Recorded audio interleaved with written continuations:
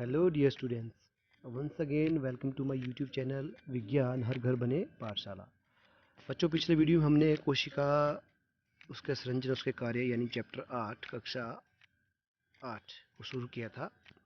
आज उसमें हमने पढ़ा था कि कोशिका क्या होती है, कोशिका का निर्माण किस प्रकार होता है, जीवों का निर्माण किस प्रकार होता है, और कोशिका जो है सभी प्राणियों में अलग अलग होती है और कोशिकाओं की संख्या भी अलग अलग होती है। तो कोशिकाओं की संख्या के आधार पर जीव कितने प्रकार के होते हैं? मुख्यतः दो प्रकार से, यूनिसेलुलर यानी एक कोशिकीय जीव, दूसरे होते हैं मल्टी सेलुलर यानी बहुकोशिकीय जीव। तो बहुकोशिकीय जीवों का उदाहरण मनुष्य, जानवर, घोड़ा आदि, पेड़ आदि, और यूनिसेलुलर ऑर्गेनिज्म का यानी एक कोशिकीय जीवों का उदाहरण अमीबा, पैरामीशियम, यूग्लिना आदि। आज हमने इसके आगे शुरू करना है, चलिए पढ़ते हैं। तो अब मैंने आपको बताया था एक कोशिकीय जीव होते हैं जैसे अमीबा है, उनका भोजन का अंतर्ग्रहण कैसे करता है।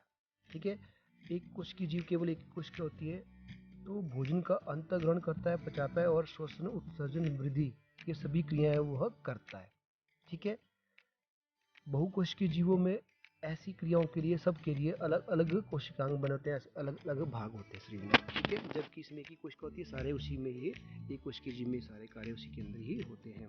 बहुकोशिकीय जीवों में इन सभी कार्यों के लिए विभिन्न उत्तक अंगों का निर्माण होता है, जिसके द्वारा ये सारे संपन्न होते हैं। ठीक है, उसके बाद है हमारा कोशिका की आकृति। अब कोशिका की आकृति होती कैसी, ये देखते हैं हम। चलिए, कोशिका की आकृति। तो अब मैंने आपको ये पिछले वीडियो में बताया था, कोशिका की आकृति इस तरह से होती है। एक कोशिकीय जीव है, ये मतलब एक जीव है, लेकिन कोशिका भी जीवों के आधार पर, तो ये तो एक कोशिकीय जीव है, इसकी आकृति ही ऐसी है। ये भी एक कोशिकीय जीव है, इसकी भी आकृति ऐसी है। इसके अलावा कोशिकाओं की आकृति मैंने आपको चैप्टर शुरू होने से बताया था पहले ही, कि सभी कोशिकाओं का जो आकार होता है वो भिन्न भिन्न होता है। तो जैसे मैंने ऊपर चित्र दिखाया आपको अमीबा का, तो अमीबा की आकृति को आप किस प्रकार परिभाषित करेंगे? आप कह सकते हैं कि इसकी आकृति एक अनियमित है, कभी भी एक शेप में नहीं रहती। वो भोजन खाते समय कुछ और शेप बन जाएगी, बाहर निकालते समय जो अवशिष्ट पदार्थ बाहर निकालते हैं उसके समय कुछ और बन जाएगी। तो इस प्रकार इसकी आकृतियाँ बदलती रहती है, यह निश्चित नहीं रहती है, यानी एक नियमित आकृति नहीं है। वास्तव में अमीबा की कोई सुनिश्चित आकृति होती ही नहीं है, यह अपनी आकृति बदलता रहता है। इसके मुख्य शरीर के बाहर की ओर परिवर्ती लंबाई के प्रवर्ध उभरे हुए होते हैं, इन्हें पादाभ कहते हैं। पादाभ क्या होते हैं? देखिए ऊपर, देखिए दोबारा से, ये देखिए, ये जो है उभरी हुई आकृति के हिस्से है ना, ये इनको बोलते हैं पादाभ। अब ये पादाभ क्या करते हैं? मान लीजिए आपका यहाँ पे, अभी मैं दोबारा बताता हूँ आपको, यहाँ पे भोजन आ गया। ठीक है, चलिए, ये भोजन कैसे ग्रहण करेंगे? ये मान लीजिए यहाँ भोजन आ गया। ठीक है, भोजन का एक अणु है, तो क्या करेंगे? ये जो भोजन है ना, ये धीरे धीरे इसके पादाभ आगे बढ़ेंगे और ये ऐसे मिल जाएंगे। ठीक है, फिर ये आपका बॉडी के अंदर आ गया भोजन, फिर इसको भोजन को है, खाद्य धानी होती है इसके अंदर, उसमें पचाएगा। फिर धीरे धीरे क्या होगा? फिर ये भोजन जो है धीरे धीरे पचेगा और इसकी बॉडी जो है दोबारा से इस तरह से पादाभ बन जाएंगे, आगे ऐसे पादाभ बनाएंगे और ये बाहर निकल जाएगा। यहाँ को ये जो वेस्ट मटेरियल होगा भोजन पचने के बाद, जो अवशिष्ट पदार्थ बचे, ये यहाँ निकल जाएंगे और धीरे धीरे ये बाहर आ जाएगा और पादाभ का निर्माण, फिर से पादाभ ऐसे बन जाएंगे। तो इस प्रकार जो है इसकी आकृति जो है बदलती रहती है। ठीक है, तो इनको बोला जाता है पादाभ। अब ये पादाभ जो है भोजन को ग्रहण करने के लिए और पचाने के लिए बनते हैं, जैसे मैंने आपको बताया। ठीक है, इसके अलावा अब देखिए, ये तो था अमीबा का। उसके बाद मनुष्य के शरीर में पाई जाने वाली जो है श्वेत रक्त कोशिकाएं होती है, WBC जिसे कहते हैं, व्हाइट ब्लड कॉर्पसल्स। WBC की फुल फॉर्म होती है व्हाइट ब्लड कॉर्पसल्स, यानी श्वेत रक्त कोशिकाएं। तो जो श्वेत रक्त कोशिकाएं होती हैं वो भी एक कोशिकीय संरचना का एक उदाहरण है। ठीक है, वे भी अपनी आकृति बदल सकती हैं। WBC भी एक कोशिका है, जबकि अमीबा एक पूर्ण विकसित जीव है, पर है यूनिसेलुलर, एक कोशिकीय, जिसे अपना स्वतंत्र अस्तित्व है। ठीक है, तो इस प्रकार जीवों की कोशिकाओं की आकृति कैसे होगी? जिनमें लाखों कोशिकाएं हो, तो ऐसे जीव जिनकी आकृति कैसी होगी? फिर आप सोचो, जिनके अंदर लाखों करोड़ों कोशिकाएं हैं। ठीक है, तो उनकी आकृति भी मानव की भिन्न भिन्न प्रकार की आकृति होती है। जैसे मानव के अंदर वैसे अनेक प्रकार की कोशिकाएं होती है, जैसे रक्त कोशिकाएं, पेशी कोशिकाएं, तंत्रिका कोशिकाएं, ये सभी कोशिकाओं की अपनी अपनी आकृति होती है। ये आपको मैं नीचे चित्र में दिखाता हूँ, ठीक है। तो कुछ गोलीय आकृति होती है, कुछ चपटी होती है, कुछ आपकी लंबी होती है और कुछ नुकीली भी होती है। इनके आकार तरकूब भी हो सकते हैं और कभी कभी ये कोशिकाएं बहुत लंबी होती है। तो कुछ कोशिकाएं शाखान्वित होती है, शाखाएं होती हैं, जैसे तंत्रिका कोशिका है।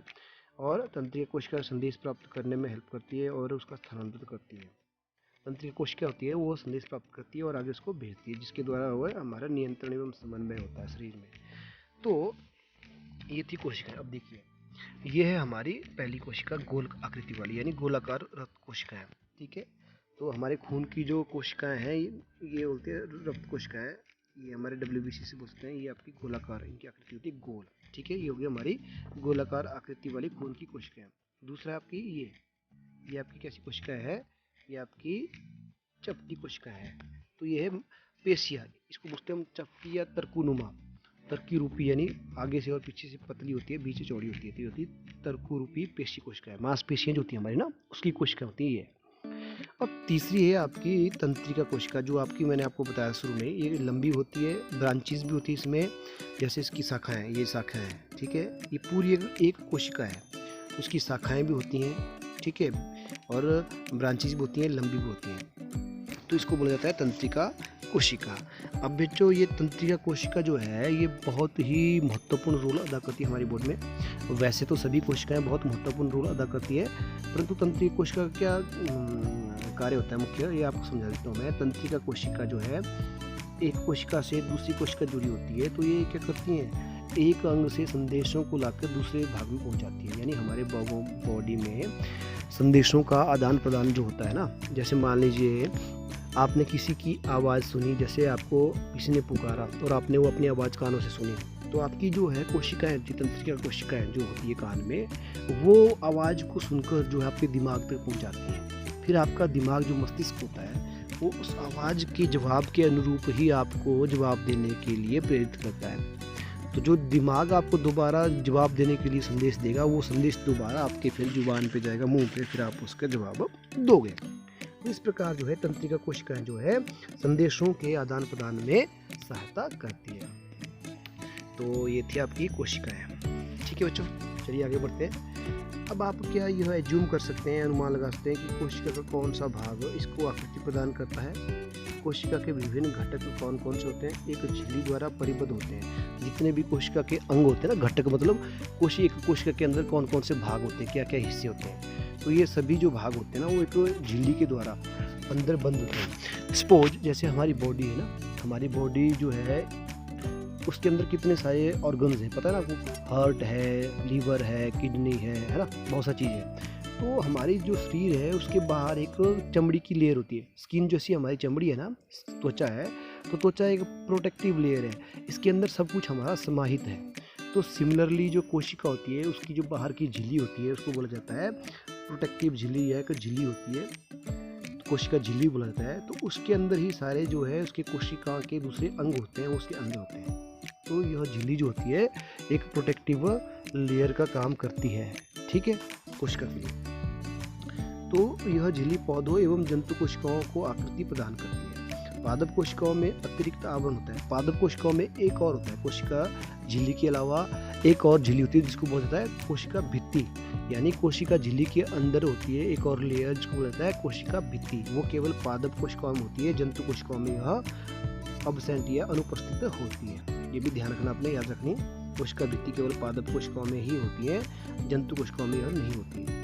ये क्या करती है, ये कोशिकाओं को आकार दृढ़ता प्रदान करती है। जीवाणु कोशिकाओं में भी कोशिका भित्ति पाई जाती है।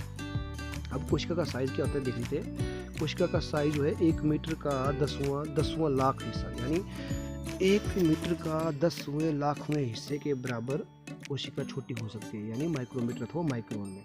और कुछ कोशिकाएं इतनी बड़ी हो सकती हैं कि जिनका आकार कुछ सेंटीमीटर तक भी हो सकता है, परंतु मैक्सिमम अधिकांश कोशिकाएं जो है बहुत ही छोटे आकार की होती है और जिनको हम नंगी आंखों से नहीं देख सकते, जिनको हम केवल सूक्ष्मदर्शी यंत्र के द्वारा ही देखा जा सकता है। अब सूक्ष्मदर्शी यंत्र कहता है सूक्ष्मदर्शी, सूक्ष्म जमा दर्शी, सूक्ष्म मतलब अति छोटी, दर्शी मतलब देखने की वाली। तो ऐसा यंत्र जिसके द्वारा हम अति सूक्ष्म चीज़ों को देख सकते हैं, उसको सूक्ष्मदर्शी यंत्र कहा जाता है। ठीक है, तो सबसे छोटे आकार की कोशिका का साइज जो है, ये भी नोट रखना आपने, 0.1 से लेकर 0.5 माइक्रोन तक होता है। और ये कोशिका किसकी है? जीवाणु कोशिका है। तो सबसे छोटी कोशिका होती है आपकी जीवाणु कोशिका, जिसका आकार 0.1 से लेकर 0.5 माइक्रोमीटर है। ठीक है, यानी ये थी सबसे छोटी। और सबसे बड़ी कोशिका है आपकी शुतुरमुर्ग का अंडा। शुतुरमुर्ग पक्षी होता है ना, उसका अंडा होता है। तो अंडा भी मैंने आपको जैसे बताया कि यूनिसेलुलर होता है, यानी एक कोशिकीय होती है। तो सबसे बड़ी कोशिका है शुतुरमुर्ग का अंडा, जिसका साइज लगभग 170 मिलीमीटर गुणा 130 मिलीमीटर होता है। तो आप देख लीजिए कितना बड़ा आकार का, फुटबॉल के आकार का इसका अंडा होता है। ठीक है, तो सबसे बड़ी कोशिका हो गया आपकी शुतुरमुर्ग का अंडा। तो उम्मीद करता हूँ ये भी आपको समझ आया। उसके बाद किसी भी कोशिका के साइज का संबंध किसी पौधे अथवा जंतु के साइज से बिल्कुल नहीं होता। ऐसा बिल्कुल भी नहीं आवश्यक है कि हाथी की कोशिकाएं चूहे की कोशिकाओं से बहुत बड़ी होंगी। देखिए ये बात समझने वाली है, शरीर बेशक बड़ा हो सकता है, लेकिन कोशिकाएं जरूरी नहीं है जिस शरीर बड़ा है तो कोशिकाएं भी बड़ी होती है। अब एक चूहा है, एक हाथी है, दोनों का आकार में रात दिन का अंतर है। तो ये जरूरी नहीं है कि हाथी की कोशिकाएं जो है चूहे के आकार से बड़ी होंगी, बिल्कुल नहीं। हाँ, ये जरूर है कि हाथी के शरीर में चूहे के शरीर के मुकाबले अत्यधिक कोशिकाएं होंगी, लेकिन कोशिकाएं जो है ऑलमोस्ट छोटी होती हैं और ऑलमोस्ट बराबर की साइज की होती हैं। छोटी मोटी साइज हो सकता है, लेकिन इतनी ज़्यादा डिफरेंस नहीं आता। तो कोशिकाओं के साइज का संबंध उसके प्रकार से होता है, उसके कार्यों से होता है। उदाहरण के लिए तंत्रिका कोशिकाएं हाथी एवं चूहे दोनों में लंबी होती हैं और शाखान्वित होती है। तो तंत्रिका कोशिका तो सभी शरीरों में, जितने भी बॉडी है सभी जीवों में लंबी और शाखाओं वाली होती है, क्योंकि ये क्या करती है? संदेशों को फैलाने का, संदेश ले जाने का काम करती है एक स्थान से दूसरे स्थान तक। उसके बाद है आपका कोशिका की संरचना एवं प्रकार। इसको पढ़ लेते हैं। तो कोशिका की संरचना एवं आकार है, आपने पाठ 7 में आपको, जब मैंने आपको पाचन जो आपने कक्षा 7 में थी आपकी, पाचन अंगों के बारे में पढ़ा था हमने। तो पाचन तंत्र जो है पाचन अंगों को मिलकर बनता है। ठीक है, तो प्रत्येक अंग अलग अलग कार्य करता है, जैसे पाचन, स्वांगीकरण, अवशोषण। तो इसी प्रकार जो है पाचन तंत्र के जितने भाग होते हैं वह सभी अलग अलग कार्य करते हैं। तो इसी प्रकार जो है विभिन्न पौधों के अंग भी अलग अलग कार्य करते हैं। उदाहरण के लिए देखिए, आप पौधों के अंग, जड़ है, जड़ का काम होता है जल तथा खनिज लवणों को अवशोषित करना, राइट। उसके बाद तना है, तने का काम अलग होता है, पौधों को सीधा खड़ा रखना, सपोर्ट प्रदान करना और जल तथा खनिज पदार्थों को पौधे के सभी भागों में पहुंचाना। पत्तियों का अलग काम होता है, पत्तियां क्या करती है? पौधों में भोजन बनाती है, और भोजन बनने के बाद वह प्रकाश संश्लेषण की प्रक्रिया द्वारा सभी भागों में भोजन। अलग कार्यों के हिसाब से ही कोशिकाओं का भी आकार होता है। ठीक है, ये आप समझ गए। प्रत्येक अंग जो होता है ना, वो छोटे छोटे भागों से बना होता है।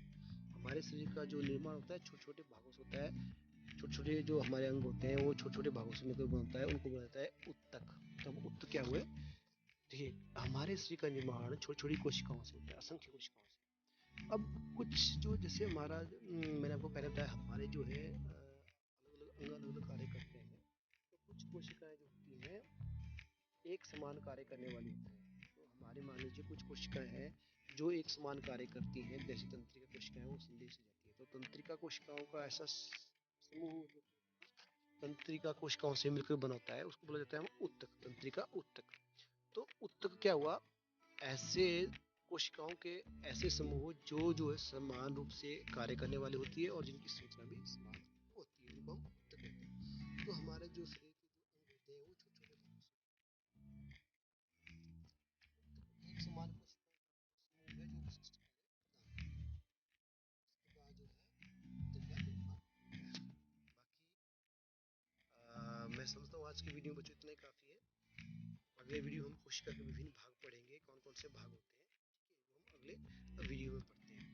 तो मैं उम्मीद करता हूँ आप आज का वीडियो आपको समझ आया होगा, अच्छी तरह से आपने समझा होगा। तो इस वीडियो को आराम से देखिएगा, समझिए। तो मिलते हैं अगले वीडियो में इस पाठ के अगले